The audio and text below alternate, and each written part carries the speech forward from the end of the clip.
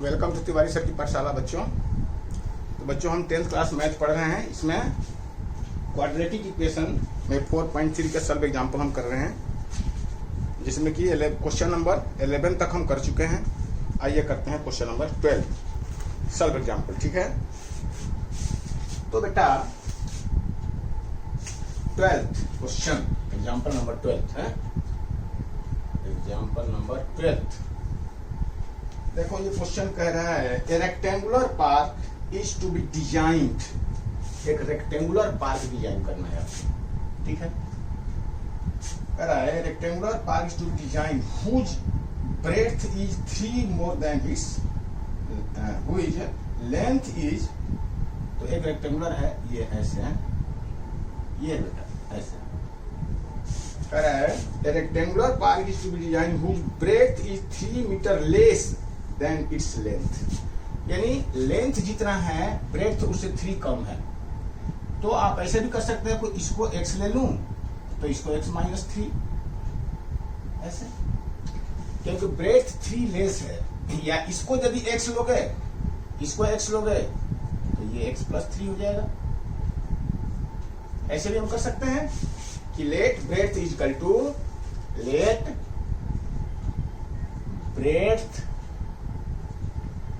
breadth of a rectangular park is equal to x unit या x metre. तो according to question length कितना हो जाएगा, then its length will be x plus 3 metre. यानी किसी तरह से ये 3 होना चाहिए लेंथ इसका। ठीक है ना, यदि ये आपने x लिया तो ये x प्लस 3 हो जाएगा। यदि इसको x लोगे तो ये x माइनस 3 लेना पड़ेगा इसको। उससे भी होगा, इससे भी होगा, जो आपको अच्छा लगे वैसे ले लीजिए। अब कह रहा है length its breadth the area is to 4 square metre more. तो इसका एरिया जो है वो एरिया कितना हो जाएगा, एरिया चलो ऊपर लिख देता हूं, एरिया ऑफ पार्क इज कितना, x into x plus 3 metre square. यही एरिया बनेगा ना, लेंथ इंटू ब्रेड्थ। अब ये कह रहा है कि इसका एरिया, अब देखो अब क्या कह रहा है कि it's 4 square meter more when area of the park that already been made in the shape of an isosceles triangle with base of its length। इसके लेंथ के ऊपर में एक आइसोसेलेस ट्रायंगल बना है बेटा, लाइक दिस। मान लीजिए कि ये आपका आइसोसेलेस ट्रायंगल है जो इसके लेंथ के ऊपर में बना हुआ है। ठीक है जी, तो इसके आइसोसेलेस ट्रायंगल का जो एरिया है उस एरिया से ये एरिया 4 यूनिट ज्यादा है। तो ये एरिया यदि x प्लस 3 है तो ये भी x प्लस 3, मतलब ये एरिया हमें चाहिए, ये एरिया में। तो इसका यदि लेंथ है तो इसका बेस भी इतना हो जाएगा। ये इसी के लेंथ के ऊपर में ये आइसोसेलेस ट्रायंगल बना है। तो जितना लेंथ है अगर ये रेक्टेंगल का उतना ही इस आइसोसेलेस ट्रायंगल का बेस बनेगा। अब क्या कह रहा है कि already been made in the shape of isosceles triangle with base of breadth नहीं सॉरी, इसके ऊपर में बना हुआ है, लेंथ पे नहीं बना है, वो ब्रेड्थ पे बना हुआ है। तो ये फिगर थोड़ा हम ऐसे कर लेते हैं इस फिगर को, ताकि ये आइसोसेलेस ट्रायंगल इसके ब्रेड्थ पे बना है बेटा, ब्रेड्थ पे। तो ये ऐसे है, ये लाइक दिस, ये है। यदि ये x था, ये x, तो ये x प्लस 3 लेंथ है, ये लेंथ है। थोड़ा और ज्यादा बना दूं, ये इसका लेंथ है। और इसके ब्रेड्थ पे ऊपर एक रेक्टेंगुलर ट्रायंगल, ये आइसोसेलेस ट्रायंगल बना है इसके ब्रेड्थ के ऊपर में, ऐसे ऐसे है ये। ठीक है ना, ये आइसोसेलेस ट्रायंगल है, 30 और 30 दोनों इक्वल है ये। तो base breadth of the rectangular triangle and altitude 12 metre. इसका एल्टीट्यूड दिया है 12 मीटर। ये कितना है, ये 12 मीटर। तो area of park in form of isosceles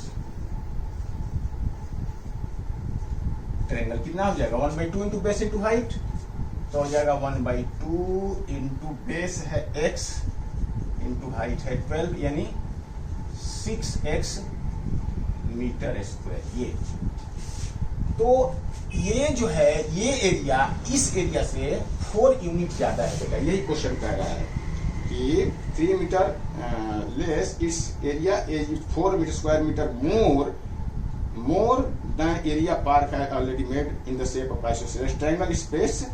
तो कह रहा है कि find the length and depth, यानी आपको हाइट और मतलब आपको x की वैल्यू निकालनी है, ये इसका मतलब है। ठीक है, तो चलिए अब अकॉर्डिंग टू क्वेश्चन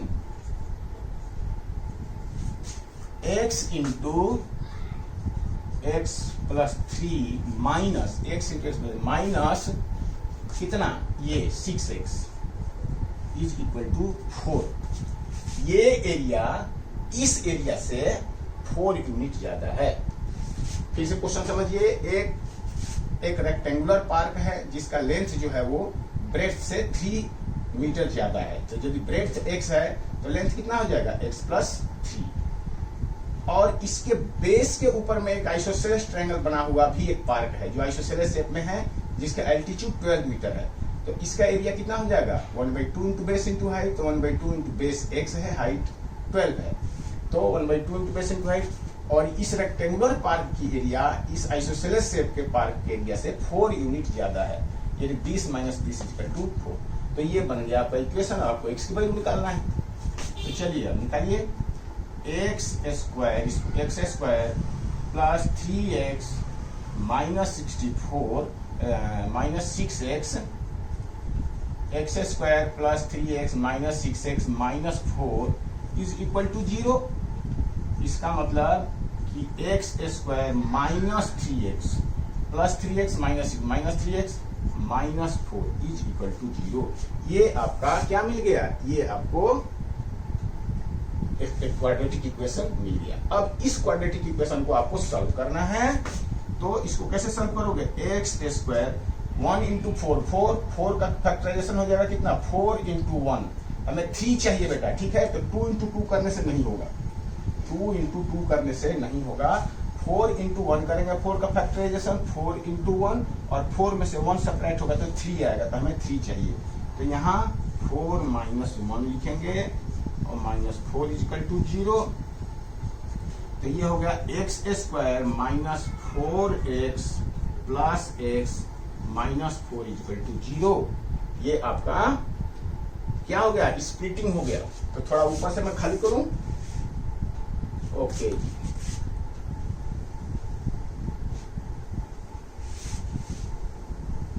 ये हो गया आपका, ठीक है।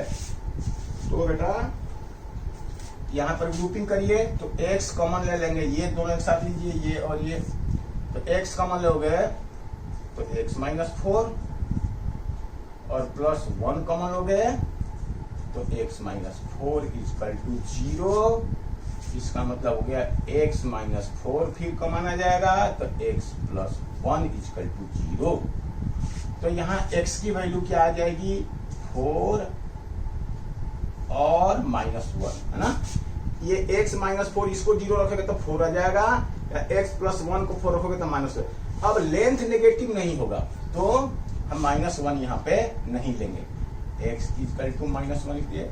अब चूंकि माइनस लिखोगे यहाँ पे not applicable since length cannot B negative, length cantt B negative. ये तो x की वैल्यू क्या आ जाएगी, x इक्वल टू 4, यही हमारे लिए अप्लीकेबल है। तो लेंथ कितना हो जाएगा, breadth of the rectangular park equal to 4 since breadth of ये तो नीचे वाले हैं सब गायब हैं, इनकी जरूरत नहीं है। तो breadth of rectangular park equal to कितना 4 metre and length equal to कितना x+3 यानी कि 4+3 यानी कि 7 मीटर। ये आपका आंसर। अब क्वेश्चन में तो यही पूछ रहा था कि लेंथ निकालो और ब्रेड्थ निकालो, find the length of breadth. ठीक है जी, तो ये क्वेश्चन आपने समझा। अब आते हैं हम बेटा क्या क्वेश्चन नंबर 13, एग्जाम्पल नंबर 13 पे। Example number 13।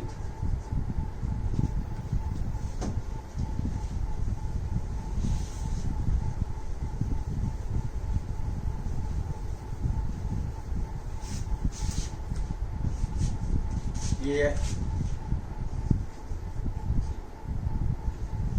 अब बेटा क्वेश्चन नंबर 13 क्या बन रहा है, find the root of the following quadratic equation if they exist using the quadratic formula. Quadratic formula से सॉल्व करना है बेटा इनको, है ना। तो 13 का पहला क्वेश्चन फर्स्ट क्या कर रहा है, 3x square minus 5x plus 2 equal to 0। अब ये क्वेश्चन क्या बोला है, क्वेश्चन ये बोला है देखो कि find the root of the quadratic equation का, find the root of the following quadratic equation if they exist. इसका मतलब क्या है, यदि एक्सिस्ट नहीं कर रहा है तो देखो ये रूट में यदि नेगेटिव साइन आ गया, नेगेटिव नंबर कोई भी आ गया, मान लो कि ऐसे कुछ भी माइनस हो यहाँ पर और ये चाहे कुछ भी हो, परफेक्ट स्क्वायर हो चाहे ना हो, यदि इस तरह का चीज आ गया तो ये रियल नंबर नहीं होता है बेटा। रूट के अंदर नेगेटिव साइन नहीं होना चाहिए। यदि ऐसा आ गया तो हम बोलेंगे रूट एग्जिस्ट ही नहीं करता है, रियल नंबर नहीं होगा रूट। ठीक है, रूट एग्जिस्ट नहीं करने का मतलब कि रूट रियल नंबर नहीं होगा। कौन सा नंबर होगा, वो इमेजिनरी नंबर होगा जो कि आपको अभी नहीं जानना है। तो आप सीधा लिख देंगे कि रूट एग्जिस्ट नहीं करता है। तो यदि ऐसा आ जाएगा तो बोलोगे कि एग्जिस्ट नहीं करता है। अब नहीं आ रहा है तो करें क्या, सॉल्व करें। चलिए क्वाड्रेटिक फार्मूला क्या होता है आपका, देखिए यहाँ पे क्वाड्रेटिक फार्मूला क्या आता है, x equal to minus B plus minus under root b square minus 4ac upon 2a। ये है क्वाड्रेटिक फार्मूला। और ए बी सी क्या है आपको पता है, पहला A B C, X square coefficient A है, एक्स कोफिशिएंट बी है, कांस्टेंट टर्म सी होता है। तो यहां से सीधा आप निकालिए कि x equal to minus b, मतलब माइनस फार्मूला में होता है, याद रखना माइनस फार्मूला में होता है। यदि b फिर यहाँ नेगेटिव है, ठीक है ना, तो लिखोगे माइनस 5 ऐसे, फिर प्लस माइनस बी स्क्वायर मतलब -5 का square minus 4a means 3, a means 3 और c मीन्स 2। ये हो गया और divided by 2 into a, 2 into 3। ये हो गया आपका x का सॉल्यूशन। तो ये कितना हो जाएगा, ये +5 हो जाएगा, ये प्लस माइनस ये कितना हो जाएगा 25 माइनस -5 का स्क्वायर क्या हो जाएगा 25, -5 का स्क्वायर 25 में चलते हैं 12 दूना 24 24, यानी ये बन गया 1 ब्रैकेट में, ये 1 बन गया डिवाइडेड बाई 6। यानी 1 का रूट क्या होगा, 1 का रूट तो 1 ही होगा, 1 का रूट तो 1 ही होगा। तो 5 प्लस माइनस 1 और डिवाइडेड बाई 6। तो x की वैल्यू क्या होगी, x विल बी 5 प्लस 1/6 या 5 माइनस 1/6, यही x की वैल्यू होगी। ठीक है जी, तो ये कितना हो जाएगा 6/6 यानी कि 1, या ये हो जाएगा 4/6 यानी कि 2/3। तो इस तरह से x की यहाँ पे 2 वैल्यू आ रही है जो कि या तो 1 है या 2/3 है, 1 है या 2/3 है। ठीक है बेटा, तो x इक्वल टू 1 आइदर 1 और 2/3। चलिए आगे बढ़ते हैं।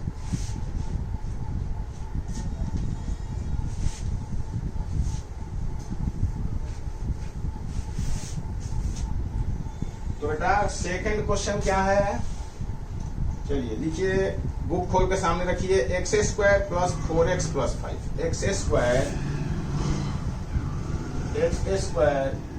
Plus 4x plus 5, 4x plus 5 is equal to 0। X square plus 4x plus 5 is equal to 0। तो चलिए क्वाड्रेटिक फॉर्मूला लिखिए। क्वाड्रेटिक फॉर्मूला इज क्या, x equal to minus B plus minus B square minus 4ac upon 2a। यही एक quadratic formula है, ठीक है। तो यानी कि x इक्वल टू यहाँ पर क्या है आपका, b क्या है, 4 है, b यहाँ पे 4 है, तो ये हो जाएगा minus 4 plus minus B square मतलब माइनस 4 का स्क्वायर माइनस 4a क्या है यहाँ पे 1 है, और c क्या है 5 है, और डिवाइडेड बाई 2a यानी कि 2 इंटू 1। ये हो गया आपका फॉर्मूला। और इसके बाद सीधा इसको सॉल्व कर लीजिए। क्या लिखोगे यहाँ पर, माइनस 4 प्लस माइनस ये क्या होगा 16 होगा, ये 4 4 4 जा 16 और माइनस 5 होगा 20, ठीक है जी। ये हो जाएगा 16 माइनस 20, 16 माइनस 20, ठीक है जी। तो कितना हो जाएगा माइनस 4 अपॉन 2। अब आप क्या देख रहे हो, since minus root 4 is not a real number, so x will not be real, so no, there will not be a real value of x, x की रियल वैल्यू नहीं निकलेगी। या दूसरा वर्ड में आप ऐसे भी लिख सकते हो कि सॉल्यूशन इज नॉट पॉसिबल, ऐसे भी लिख सकते हो बेटा। दोनों में से कोई लैंग्वेज यूज कर लो, चाहे ये लिख लो या लिख लो सॉल्यूशन इज नॉट पॉसिबल, ऐसे करके आप लिख लीजिए। जो आपको लैंग्वेज अच्छा लगे वो आप लिख लीजिए, ठीक है जी। तो चलिए आगे बढ़ते हैं बेटा। क्वेश्चन नंबर 2 था ये, क्वेश्चन नंबर 3 कर लेते हैं इसका।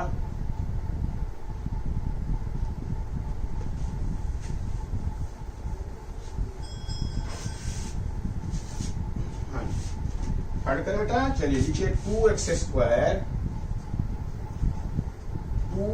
Square minus 2 root 2x plus 1 equal to 0, ठीक है। चलिए ये तो हमने क्वेश्चन किया है पहले, लेकिन फिर करते हैं दोबारा, और ये क्वाड्रेटिक फार्मूला से करना है। तो देखो a यहाँ पर क्या है, a यहाँ पर ये है, b यहाँ पर क्या है, b यहाँ पे ये साइन के साथ में ये है b, ये है b, यानी ऐसे समझ लो। आपको समझने के लिए लिख रहा हूं, देखो 2x square plus minus 2 root 2x, तो b ये है बेटा, ये प्लस लिख के हमने और ये माइनस को सेपरेट कर दिया ताकि आपको b पता करने के लिए, और c यहाँ पे 1 है।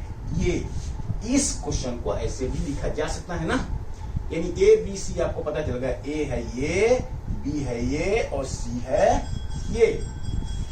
तो क्या लिखेंगे, x equal to minus b plus minus B square minus 4ac upon 2a, और यहां लगाइए फॉर्मूला माइनस b मतलब माइनस 2 रूट 2, ठीक है बेटा। b यहाँ पे 2 रूट 2 है माइनस, तो माइनस फिर रूट के अंदर बी स्क्वायर यानी माइनस 2 रूट 2 का स्क्वायर माइनस 4a मतलब 2, 4a c means 1 upon 2a, 2 means 2 into a means 2, तो 2a मतलब 2 इंटू 2। तो ये आपका हो गया, इसको सॉल्व कर लीजिए। तो ये प्लस 2 रूट 2 हो जाएगा, ये प्लस 2 रूट 2 और प्लस माइनस ये कितना हो जाएगा 4 2 8, ये 8 बन गया, +8 हो जाएगा बेटा, है ना। 2 इसका 4 बन जाएगा और इसका 2 हो जाएगा, स्क्वायर है तो ये बन गया 8 है, ये बन गया 8, ये भी बन गया 8, ठीक है जी। तो इसका मतलब ये है बटा बाई 4, और इसका मतलब है ये तो 0 हो गया, ये 0 हो गया, ये 0 हो गया, तो इसका मतलब 2√2, और प्लस माइनस 0 का तो कोई मतलब ही नहीं होता है, प्लस माइनस 0 लिखूं तो नो मीनिंग 0 का, तो बाई 4 सीधा, और 2 2 जा 4, यानी √2/2, या इसको कटाएंगे तो 1/√2 भी इसको हम लिख सकते हैं। लेकिन हमें डिनोमिनेटर हमेशा रेशनलाइज फॉर्म में होना चाहिए, तो लेकिन वो तब होता है जब हम क्वेश्चन करने जा रहे हैं, ये बीच में हमें ये टर्म आता है, तब आंसर में आप ऐसे भी लिख सकते हैं, ऐसे भी लिख सकते हैं। आंसर में तो मेरे ख्याल से ऐसे ही लिखा होगा कट करके शॉर्टेस्ट फॉर्म में। तो हाँ जी, तो अच्छा ये कैसे हुआ, क्योंकि देखो √2 तो ऊपर में है और नीचे 2 को क्या लिखोगे 2√2 दो बार, तो 1√2 से 1 कट गया और 1/√2। इस तरह से x की वैल्यू आपकी क्या आएगी, x = 1/√2। लेकिन अब देखो ये क्वाड्रेटिक इक्वेशन है बेटा, x का स्क्वायर है, तो x की यहाँ 2 वैल्यू निकलेगी, याद रखना। क्वाड्रेटिक इक्वेशन में x की हमेशा 2 वैल्यू होगी, एक वैल्यू नहीं होगी। हाँ, वो पॉसिबल है कि नहीं है, वो एप्लीकेशन क्वेश्चन में जब ऐसा है तो वो अलग बात है कि एक पॉसिबल नहीं हो सकता है तो एक होगा, लेकिन सोल्यूशन 2 उसका निकलेगा। यहाँ पर सोल्यूशन 1/√2 है, इसका मतलब कि दोनों ही 1/√2 है, ठीक है ना, 1/√2, क्योंकि आप यदि 1/√2 सिर्फ लिखते हैं तो इसका मतलब गलत है, आपने सिर्फ x का एक वैल्यू आपने लिखा, आपको x की 2 वैल्यू दिखानी पड़ेगी। तो 1/√2 दिस इज योर, यानी बोथ रूट्स आर इक्वल, ये आपका आंसर हुआ, ठीक है जी। चलिए बेटा आगे बढ़ते हैं हम, अब है 14, एग्जाम्पल नंबर 14।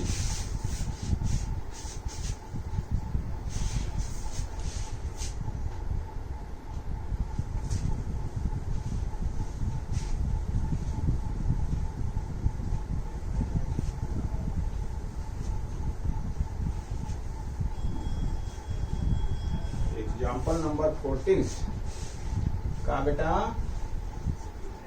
क्वेश्चन नंबर 1, ठीक है। इसमें 2 क्वेश्चन है, कह रहा है कि find the root of the following equation. अब इक्वेशन देखो क्या है, x + 1/x = 3। x कह रहा है कि 0 नहीं है, कह रहा है कि ऐसे x ≠ 0 ऐसा लिख रहा है। तो देखो ये आपके सॉल्यूशन से इसका कोई लेना देना नहीं है, ठीक है। x = ये यदि आप समझ लीजिए कोई बच्चा इसको समझ ही नहीं पाता है कि क्या इसका मतलब है, तो भी कोई फर्क नहीं पड़ता है, आप यहाँ पर सिर्फा करते चलिए। लेकिन देखो ये लिखा है कि x = ≠ 0, तो इसका मतलब ये है कि देखो यदि यहाँ पर 1/, यदि x की वैल्यू 0 आ गई तो 1/0 हो जाएगा ये, और 1/0 का मतलब क्या है, नॉट डिफाइंड नंबर हो जाएगा, ये नॉट डिफाइंड नंबर हो गया। तो इसलिए ये कह रहा है कि x की वैल्यू कभी भी 0 नहीं आएगी, x की वैल्यू कभी 0 नहीं होगा यहाँ पर। अब ये क्यों दिया है, अब मान लीजिए कि x को आप सॉल्व करोगे, x की 2 वैल्यू आ गई, एक 0 आ गई, एक समथिंग और कुछ ऐसे आ गया, तो चूंकि x कैनट भी 0, तो आप इस वैल्यू को छोड़ दोगे बेटा, ठीक है। ये वैल्यू ही आपका आंसर लिखा जाएगा, ये बात समझना है आपको, इसलिए ये इसने ये चीज इंपॉर्टेंट है यहाँ पे, ठीक है ना। तो चलिए इसको सॉल्व करिए। तो x² + 1 = 3x, x² + 1 एलसीएम ले लिया हमने, x जाके जब क्रॉस मल्टीप्लिकेशन हो गया, अब ये हो गया x² - 3x + 1 = 0। चलिए इसको अब ये किस मेथड से करना है, ऐसा कुछ नहीं कह रहा है इस क्वेश्चन में, तो नहीं कर रहा है तो आपको जो अच्छा लगता है उस तरह से करिए। मैं मिडिल टर्म से कर देता हूं क्योंकि मेरे को आसान लगता है, और कोई कहता है कि नहीं जी मैं तो क्वाड्रेटिक फार्मूला से करूंगा, तो वो भी करिए क्वाड्रेटिक फार्मूला से। कोई कहता है कि नहीं जी मैं तो perfect square completing square method से करूंगा, तो वैसे कर लो, जैसे आपको आसानी लगता है वैसे। यहाँ मेंशन नहीं है, लेकिन बेटा ये मिडिल टर्म स्प्लिट मेथड यदि छोटे क्वेश्चन है तो उसके लिए आसान होता है। अब देखो ये क्या, 1 से 1 मल्टीप्लाई करोगे यहाँ पे, ठीक है, तो 1 से 1 मल्टीप्लाई करोगे यहाँ पे तो 1, ठीक है, 1 से 1 मल्टीप्लाई करोगे तो यहाँ पे 1। मैं क्या कर रहा हूँ, मैं मिडिल टर्म स्प्लिट मेथड करने की कोशिश कर रहा हूँ, ठीक है। 1 से 1 मल्टीप्लाई करूंगा तो यहाँ पे क्या आएगा 1, और 1 का हम ऐसा फैक्टर बनाएंगे जिससे में 3 आए, तो 1 into 1, तो 1 + 1 हो सकता है, क्योंकि 2, ये 3 तो आएगा ही नहीं, तो ये इसका मतलब ये मिडिल टर्म स्प्लिट से होगा ही नहीं, ये फैक्टराइजेशन मेथड से ये क्वेश्चन नहीं होगा। तो हम क्या करेंगे, तो फिर क्वाड्रेटिक फार्मूला लगाऊंगा, तो लगाइए।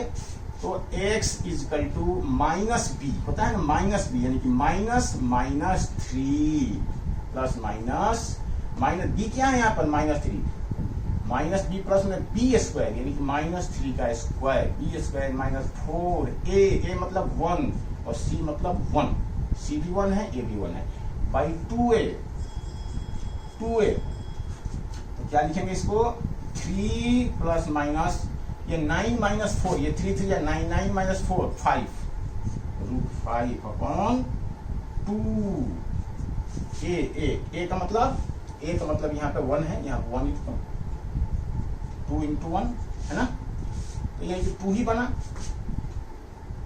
2। तो इस तरह से x की वैल्यू आएगी एक बार 3 प्लस √5/2 एंड 3 माइनस √5/2। एक बार ये प्लस लिखूंगा, एक बार माइनस लिखूंगा, तो 2 टर्म बनेगा, एक ये और ये। तो इस तरह से x की 2 हमें वैल्यू मिली। कहीं कहीं बुक में बेटा ऐसे भी कंबाइंड करके भी आंसर लिख देता है, तो आपको समझना जरूरी है कि क्या इसका मतलब है, ठीक है। लेकिन हमें यहाँ पे दोनों को अलग अलग करके मैं आपको दिखाया हूँ। यदि इतना भी लिख देता है x = ऐसे, तो आप इसका मतलब समझिए कि यहाँ प्लस माइनस है, इसका मतलब 2 होगा इसका आंसर। तो ठीक है जी, एक बार 3 प्लस √2 प्लस √5 और एक बार 3 माइनस √5/2, ठीक है जी। तो ये आपका आंसर बेटा। चलिए आगे हम पढ़ते हैं सेकंड क्वेश्चन। इसका सेकंड क्वेश्चन क्या कर रहा है कि 1/x minus 1/x minus 2 is equal to 3 और यहाँ पर x की वैल्यू क्या नहीं हो सकती, 0 नहीं हो सकती और 2 नहीं हो सकती। क्यों नहीं हो सकती, क्यों नहीं होगी, तो देख लो आप। यदि 0 हो जाएगी तो ये 0 हो जाएगा, तो ये भी नॉट डिफाइंड हो जाएगा, और यदि 2 हो जाएगा तो 1/0 ये हो जाएगा। तो इसलिए जो टर्म है, कोई भी टर्म नॉट डिफाइंड इसमें नहीं है बेटा, ठीक है। इसलिए x की वैल्यू 0 या 2 नहीं हो सकती, ठीक है। यदि ये 0 या 2 में से दोनों में से कोई भी x की वैल्यू आती है, तो आप दोनों ही आंसर को नेग्लेक्ट कर दोगे, रिजेक्ट कर दोगे दोनों आंसर को। जो ये 0 और 2 को छोड़ करके जो होगा वही आंसर आपका एप्लीकेबल माना जाएगा। तो चलिए चलते हैं हम। बाकी अभी जो है इक्वेशन सॉल्व करने में इसकी कोई जरूरत नहीं है। तो चलिए यहाँ एलसीएम लीजिए। एलसीएम क्या होगा, x होगा और x माइनस 2 होगा एलसीएम। तो यहाँ x माइनस 2 और माइनस x, ये तो आपको समझ में आ ही रहा होगा। ये आ गया यहाँ, ये आ गया यहाँ, इज इक्वल टू 3। ये हो गया कितना, x कट गया बेटा, है ना। तो ऊपर बच गया -2 upon x² minus 2x is equal to 3। तो ये क्या बना, x²। अब ये 3 यहाँ मल्टीप्लाई हो जाएगा, ठीक है। देखो क्रॉस मल्टीप्लीकेशन, 3 यहाँ पे मल्टीप्लाई हो जाएगा, x² minus 2x is equal to -2। तो ये हो जाएगा 3x² minus 6x plus 2 is equal to 0। This is your required equation, ठीक है जी। x² minus 6x plus 2 is equal to 0। अब देखो 3 2 जा 6 मिला हमें, और 6 से हमें 6 लेके आना है। तो 6 से कैसे 6 आएगा, 6 को यदि फैक्टर करोगे तो 6 into 1 6 होगा। तो 6 + 1 7 हो जाएगा, 6 - 1 5 हो जाएगा। इसे नहीं मिल रहा है। फिर 6 का दूसरा होगा 3 into 2, तो 3 + 2 5 हो जाएगा, और 3 - 2 1 हो जाएगा। तो किसी भी तरह से ये 6 जो है वो नहीं आ रहा है बेटा, देख रहे हैं ना। यहाँ पे मिडिल टर्म में स्प्लिट करने के लिए जब मैं सोच रहा हूँ, तो हम क्या करेंगे, 3 को और 2 को मल्टीप्लाई करूंगा। तो 6 बना हमारा। 6 का 2 फैक्टर मुझे ले आना है ऐसा जिसे 6 मिले। तो 6 का एक फैक्टर होगा, तो 6 into 1 एक फैक्टर ये बना। तो इससे 6 आएगा क्या, 6 और 1 से, 6 में 1 ऐड करेंगे तो 7 हो जाएगा, और 6 में 1 सब्ट्रैक्ट करूंगा तो 5 हो जाएगा। ये हमारा काम नहीं बन रहा है। और दूसरा फैक्टर होगा 3 इंटू 2, यानी कि 3 और 2 मिला हमें पर, और 3 और 2 दोनों का ऐड करूंगा तो 5 बनेगा, और 3 में से 2 सब्ट्रैक्ट करूंगा तो 1 बनेगा। तो 6 ऐसे भी नहीं आ रहा है। इसका मतलब कि ये भी question middle term split method से यानी फैक्टराइजेशन मेथड से नहीं होगा। तो यहाँ भी आपको x क्या क्वाड्रेटिक फार्मूला लगाना है, x equal to minus B, तो माइनस माइनस 6, ठीक है जी, minus minus 6 plus minus B square minus 6 का square, B square minus 4a, A मतलब 3, सी मीन्स 2 अपॉन 2 इंटू 3, 2 होता है 2 into 3, b square minus B plus minus B square minus 4ac। तो इस तरह से आप इसको सॉल्व करिए आगे। अब मैं इसको यहां से कैंसिल कर दिया, मिटा दिया इसको मतलब, और बाकी का इधर कर देता हूं। तो x की वैल्यू क्या आ गई बेटा, x की वैल्यू आ गई, यानी यहां से इधर आ गया ये क्वेश्चन, ठीक है। तो माइनस का प्लस 6 हो जाएगा, और प्लस माइनस रूट के अंदर क्या हो जाएगा 36, ये हो गया 6 6 या 36, 6 6 या 30, माइनस चलते हैं 12 दूनी 24, माइनस 24, ठीक है जी।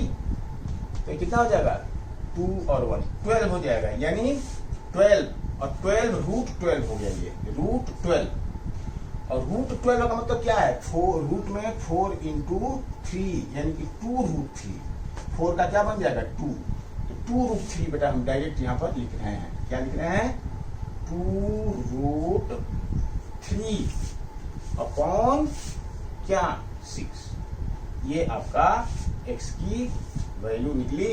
तो एक अब देखो यहाँ 2 कॉमन लेकर के मैं छोटा कर सकता हूँ, 2 यहाँ कॉमन ले लिया तो 3 प्लस रूट 3, 3 यहाँ आएगा 3 प्लस रूट 3 डिवाइडेड बाई 6, और 2 3 जा 6, यानी बना 3 प्लस माइनस है 3 प्लस माइनस रूट 3 अपॉन 3, ठीक है जी।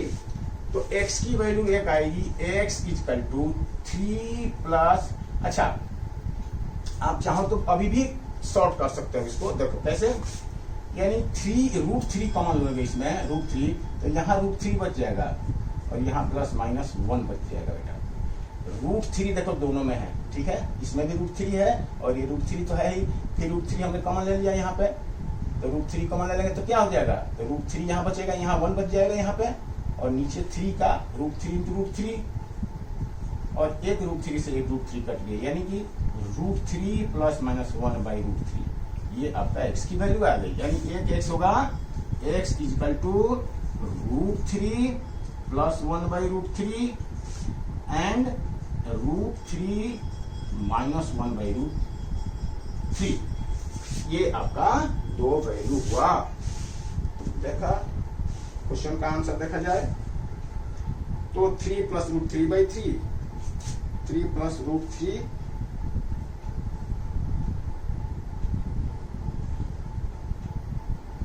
ठीक है, 3 प्लस रूट 3 आ रहा है,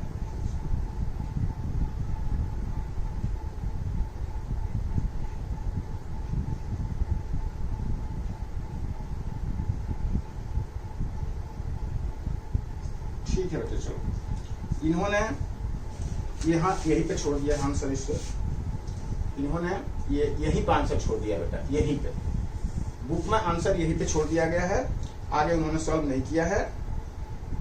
यदि आगे आप सॉल्व कर भी लेते हैं तो कोई प्रॉब्लम नहीं है, दिस इज करेक्ट आंसर बिल्कुल, ठीक है, तो कोई दिक्कत नहीं है, आपका आंसर सही है।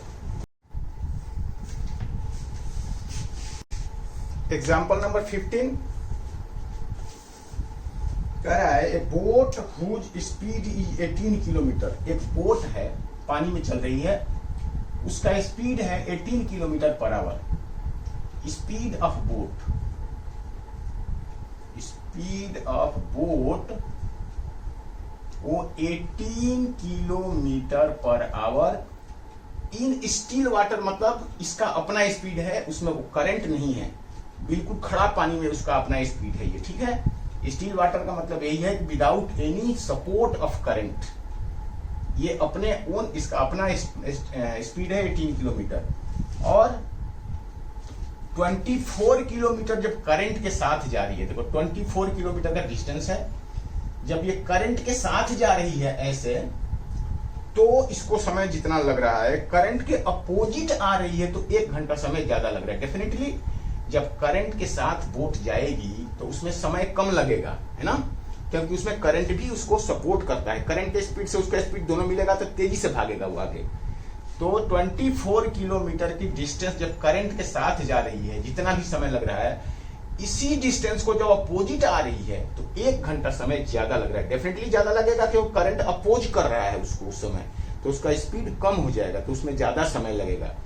तो कह रहा है कि क्वेश्चन को आप देखिए, एग्जाम्पल नंबर 15 है, क्वेश्चन को पढ़ लीजिए कि a motor boat whose speed is 18 kilometre per hour in still water takes 1 hour more to go 24 kilometre up stream. Up stream मतलब करंट के opposite, then to return down stream to the same spot. Same spot में यानी बेटा पहले कह रहा है कि करंट के अपोजिट डायरेक्शन में जा रही है। सबसे पहले करंट के अपोजिट डायरेक्शन में गई तो उस समय स्पीड कितना होगा। लेट यहाँ पे let speed of current is equal to x kilometre per hour. तो speed of boat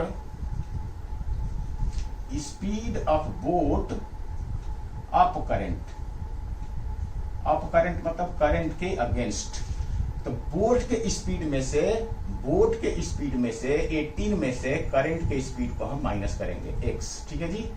18 minus x kilometre per hour, ये हो जाएगा कि boat up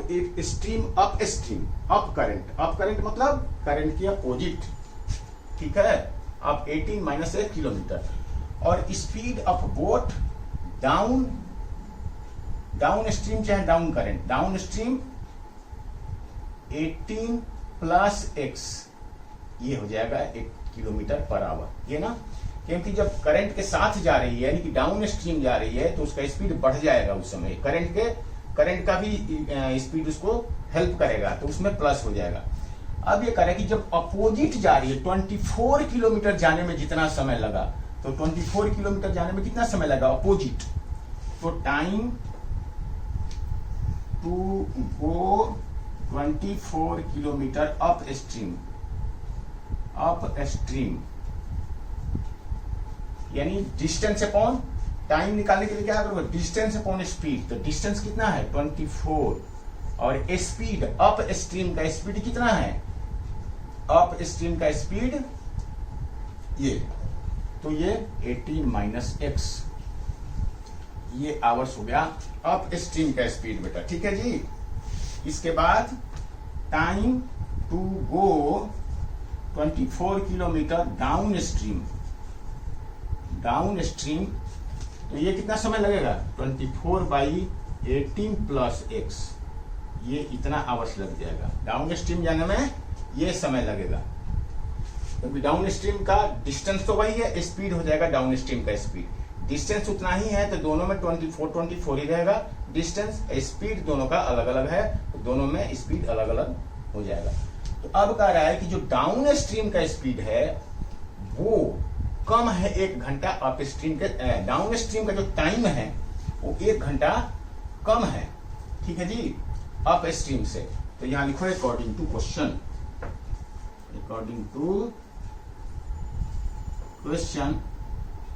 down time to go upstream, तो अप स्ट्रीम का ये है समय और डाउन स्ट्रीम का ये है। तो जो डाउन स्ट्रीम जा रहा है वो ये समय कम है 1 घंटा, ये 1 घंटा ज्यादा है, यानी कि 24/18 minus x minus 24/18 plus x equal to 1 our.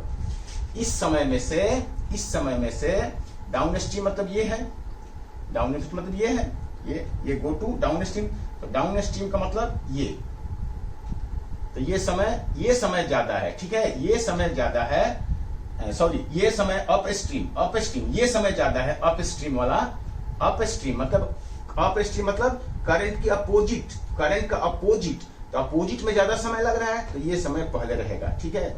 और डाउन स्ट्रीम मतलब करंट के साथ जा रहा था तो उसमें समय कम लग रहा है तो ये समय करंट के साथ जाने वाला है तो ये समय माइनस हो जाएगा और ये 1 आएगा। ठीक है, ये आपको ध्यान रखना है कि हम किस समय में से किस समय को, जो अगेंस्ट जा रहा है वो समय ज्यादा लग रहा है। तो अगेंस्ट जाने वाला स्पीड, रेस जाने वाला समय कौन सा है? ये अगेंस्ट मतलब अप ये समय, तो ये समय ज्यादा है।